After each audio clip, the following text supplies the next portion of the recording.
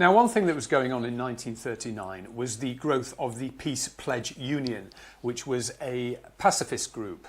And there's quite an interesting article about it here in the 19th of October edition of the News Review. It's titled Moral Disarmament. Young men with violet ties or rolled neck jerseys sat on pastel green couches in the reception room of the Peace Pledge Union's headquarters in Bloomsbury last week and languidly studied peace pamphlets warning them of the moral shock to their conscience if they joined up. Upstairs, Canon Stuart Denton Morris, Peace Pledge Union's chairman, was considering his line of action following a storm of protests aroused by the distribution of Stop the War pamphlets. The grey-haired, emphatic cleric had just returned from Manchester, where he had told an admiring audience of peace pledges that he had taken the first steps towards renouncing holy orders as a protest against the Church's attitude towards war. Founded by the late war veteran Canon Hugh Richard Laurie Shepherd in 1936, the Peace Pledge Union has grown to 150,000 membership. Its members are mostly youngsters who follow the teachings of Dick Shepherd, former vicar of St Martin in the Fields. Now, in Newcastle County Court, apparently there's been an argument about whether or not Jesus would have supported the Second World War. It's called Inside Information. Since men started to oppose the war on religious grounds, many books have been written on whether Jesus of Nazareth was a pacifist or not. Citing his overthrowing of the moneylenders' tables in the temple, some writers declare that he would undoubtedly support a modern just war.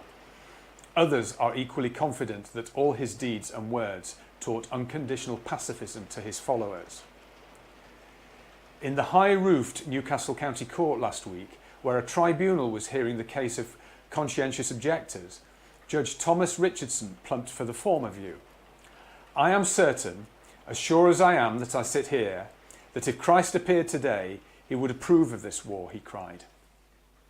Immediately a storm of hissing and booing uprose from 150 people packed in the room. Ushers shouted, "Order!" were unheeded. Ordering the court to be cleared, Judge Richardson rose from the bench and walked out, followed by other members of the tribunal.